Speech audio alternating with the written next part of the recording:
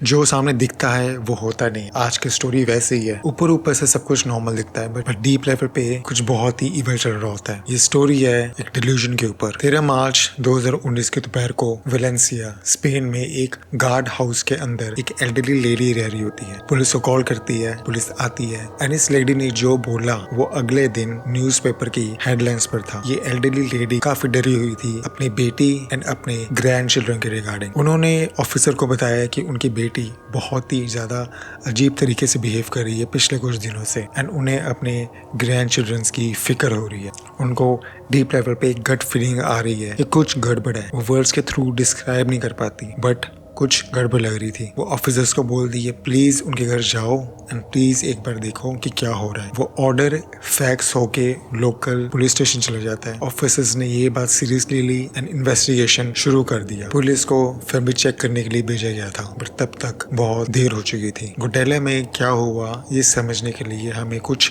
साल पीछे जाना पड़ेगा। एक यंग कपल शांति से एक टूटे फूटे अबैंडन फार्म हाउस में शिफ्ट हुआ था। वेलेंसिया स्पेन में एक छोटे से गांव के बिल्कुल एज पर ये एक अबैंडन फार्म हाउस था। ना ये कपल उस फार्म हाउस को रेंट कर रहे थे, ना ये प्रॉपर्टी ओन करते थे। ये कपल बिना किसी परमिशन के वहां पर रह रहे थे। ऐसी बिल्डिंग जिसके सामने से आप रोज गुजरते हो बट कभी ध्यान नहीं देते। उस कपल का नाम होता है गैब्रियल काविहाल, 27 साल का, एक बेल्जियन मैक्सिकन। बहुत ही स्ट्रॉन्ग प्रेजेंस था एंड उसकी वाइफ मारिया एक 25 साल की, बॉर्न इन स्पेन, बहुत ही सॉफ्ट स्पोकन, फेमिनिन एंड काफी डीपली स्पिरिचुअल थी।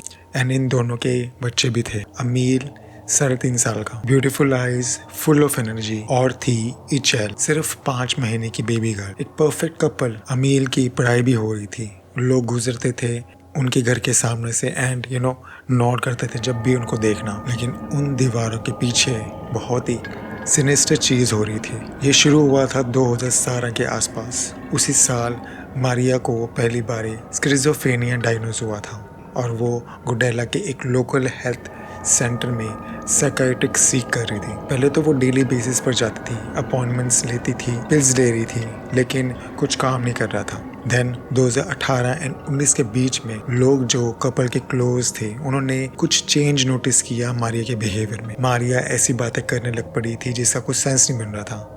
आत्मा के बारे में, रीइंकार्नेशन के बारे में, अपने बच्चों के बारे में, कि वो एक रीइंकार्नेटेड सोल्स हैं, किसी बड़े मोटिव के लिए भेजे गए थे। वो बात कर रही थी प्यूरिफिकेशन के बारे में, रिचुअल्स के बारे में। 2019 के शुरू तक उसके दोस्त बोल रहे थे कि मारिया की सोच, उसकी थिंकिंग बहुत ही ज्यादा डार्क हो गई है। वो और गैब्रियल बिल्कुल कन्विंस्ड हो चुके थे पूरे तरीके से कि पूरी दुनिया उनके अगेंस्ट ऑर्गेनाइज की हुई है, कि एक सीक्रेट कम्युनिटी है पीडीएफ फाइल्स की एंड वो इस फैमिली को ढूंढ रहे हैं, कि थ्रेट्स हर जगह है एंड धीरे धीरे ये इनके पास आ रहे हैं। दोनों पेरेंट्स इस पीरियड में मैरिजुआना भी ले रहे थे। इन्वेस्टिगेटर्स ने बाद में नोट किया कि इससे शायद मारिया के जो दिमाग में जो चल रहा था वो और भी ज्यादा एम्पलीफाई हो गया था। कोर्ट ने बाद में उसे बहुत केयरफुली एग्जामिन किया, क्योंकि एक सवाल था जो शुरू से सभी पूछ रहे थे कि क्या ये सिर्फ मारिया का डिल्यूजन था या गैब्रियल ने उसको ब्रेन वॉश किया था। 13 मार्च 2019 की रात को कुछ टूटता है,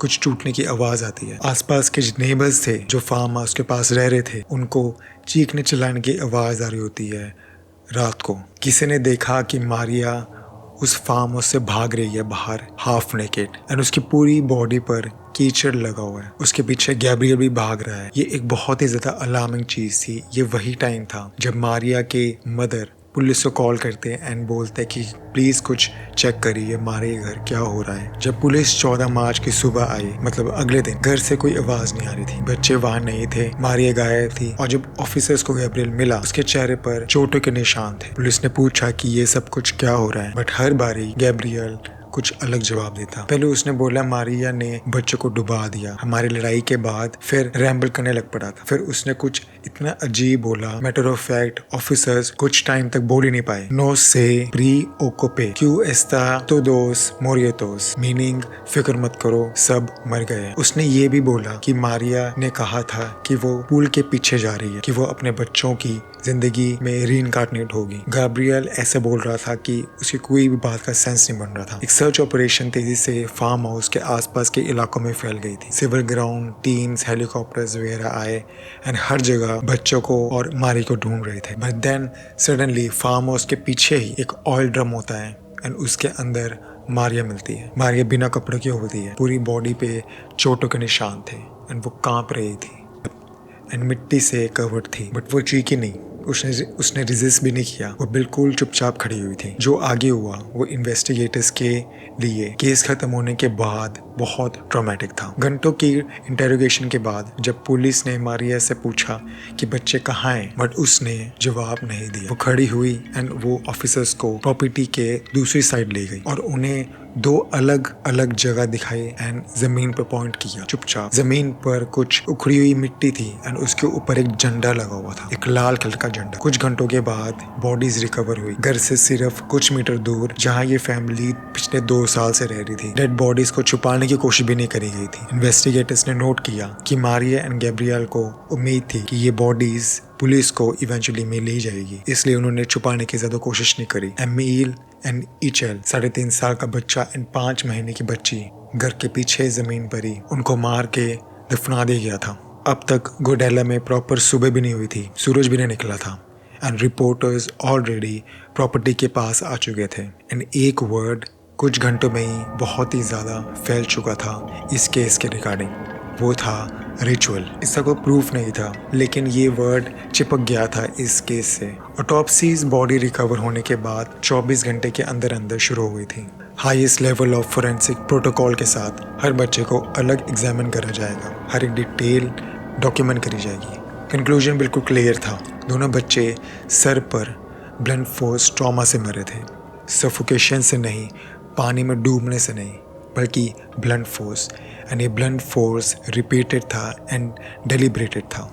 अमील के केस में चोट इतनी ज़्यादा कैटास्ट्रॉफिक थी कि फोरेंसिक ने बोला कि शायद अमील को ज़मीन पे बहुत ज़ोर की पटका गया था एंड उस रात 13 मार्च को फार्म हाउस में जो हुआ वो एक्सीडेंट नहीं था। दोनों पेरेंट्स को कस्टडी में ले लिया गया था। गैब्रियल पर होमोसाइड के चार्ज लगा, बाद में डबल मर्डर का। मारिया को अभी भी होल्ड पर रखा गया था लेकिन उसको साइकेट्रिक हॉस्पिटल में एवेल्यूएशन के लिए ट्रांसफ़र कर दिया गया था। अर्ली स्टेज पर दोनों ने बिल्कुल अलग अलग स्टोरीज बताई। गैब्रियल ने क्लेम किया कि मारिया ने अकेले ये दोनों बच्चों को मारा है, वो तो सो रहा था, उसने जॉइंट स्मोक करी हुई थी कि जब वो उठा मारिया बहुत ही ज़्यादा अजीब तरीके से बिहेव कर रही थी। बट मारी की तरफ से इनिशियली वो कुछ नहीं बोली, बट मारिया ने इन्वेस्टिगेटर्स को दोनों बच्चों की बॉडीज़ तर लेके गई थी एंड दोनों बच्चों की डेड बॉडीज दिखाई थी। ट्रायल मेल 2021 तक शुरू नहीं हुआ था। मर्डर्स के 2 साल बाद, इन 2 सालों में धीरे धीरे जुरी के सामने इस कपल का lifestyle, ritual, farm house, writing, belief, psychiatric evaluation सब कुछ आ रहा था। स्टैंड पर गैब्रियल एंड मैरिया एक दूसरे के अगेंस्ट हो गए थे। दोनों एक दूसरे को रिलेंटलेसली ब्लेम कर रहे थे। गैब्रियल अपने स्टेटमेंट के साथ जुड़ा रहा, वो बोलता रहा कि वो सो रहा था एंड ये सब कुछ मारिया ने किया अकेले। मारिया ने कोर्ट की तरफ देखा और बोली, मुझे लगता है कि उसने उनको मारा है। उसने का मतलब वो सीक्रेट सोसाइटी जो पीडीएफ फाइल्स की थी, उन्होंने दोनों बच्चों को मारा था। उन्होंने कंफर्म किया कि मारिया के मेडिकल रिकॉर्ड ऑलरेडी सजेस्ट कर रहे थे वो सिवियर पैरानॉइड स्किज़ोफ्रेनिया के ग्रिप में थी। ओकेजनल एपिसोड्स नहीं, कांस्टेंट एपिसोड्स आते थे। उसको कांस्टेंट आवाज़ें आती थी। वो पूरी तरीके से कन्विंस थी कि वो एक बिब्लिकल इमेज है, बिब्लिकल फिगर है एंड बिना किसी डाउट के उसको वो कन्विंस थी कि एक सीक्रेट ग्रुप है पीडीएफ फाइल्स का, वो उन दोनों बच्चों को ढूंढ रही है। कोर्ट ने बोला था कि मारने के टाइम पर मारिया को रियलिटी एंड डिल्यूजन में फ़र्क नहीं पता था और उस जगह उस रात उन 2 बच्चों के साथ क्या करने को सोच रही थी। कोर्ट की ऑफिशियल समरी ने सीधा कहा, ये कपल बिलीव करता है कि बच्चों को प्रोटेक्ट करने के लिए एक ही तरीका है। उन्होंने प्यूरिफाइंग बाथ दिया, उनको मारा ताकि उनकी एक रीबर्थ हो सके। मारिया को कस्टडी में लेने के बाद उसने एक पिक्चर बनाई, एक पेड़ जिसके ऊपर आग लगी हुई थी एंड रूल्स में दोनों बच्चों का नाम अमील एंड इचेल एंड उसके ऊपर अपना नाम गैब्रियल एंड मारिया एंड जो पेड़ का जो ट्रंक होता है उस पर लिखा हुआ स्पेनिश में, मैं इंग्लिश में कन्वर्ट करके बताऊंगा कि फ्यूचर रूट्स जिन्होंने मुझे ग्रो किया हेल्प करने में। ये इस पूरे केस का काफ़ी ज़्यादा डिस्टर्बिंग पार्ट था। 10 जून 2021 को जूरी ने वर्डिक्ट सुनाया। दोनों पेरेंट्स मर्डर के दोषी पाए गए, एग्रीवेटेड होमोसाइड के लिए 2 काउंट्स ऑन ईच, हर बच्चे के लिए एक एक। लेकिन जरी ने एक डिस्टिंक्शन भी ड्रॉ करी, क्रिटिकल एंड पेनफुल। मारिया ने कंप्लीट साइकोट्री ब्रेक के दौरान एक्ट किया था। साइकाइट्रिक एविडेंस ओवरवेलमिंग थे। कोर्ट ने उसे इंसैनिटी की वजह से नॉन गिल्टी बोला। वो केपेबल नहीं थी कि वो क्या कर रही है। गैब्रियल बिल्कुल अलग ही मैटर था। जूरी का कंक्लूजन था कि गैब्रियल को समझ आता था कि 13 मार्च की रात को उसे फार्म हाउस में क्या हो रहा है एंड उसने इसे रोका नहीं। वो फुली प्रेजेंट था एंड फुली रिस्पॉन्सिबल था। गैब्रियल को 50 साल की सजा सुनाई गई, हर बच्चे की 25 साल। बट स्पेन में एक लॉ है कि कोई भी क्रिमिनल चाहे कोई भी क्राइम किया हो 40 साल से ज़्यादा वो प्रिजन सर्व नहीं करेगा। सो एक्चुअल में सिर्फ वो 40 साल जेल में निकालेगा। मारिया को एक लॉन्ग टर्म ऑर्डर के साथ एक सिक्योर साइकाइट्रिक फैसिलिटी में कमिट किया गया। वो प्रिजन नहीं सर्व करेगी, लेकिन वो फुली मेडिकल कस्टडी में रहेगी। सो ये थी story, one of the most dark story from Spain. And अगर आपको ऐसे ही dark, strange, cold case stories पसंद है, I make such videos. Until then, take care and stay safe.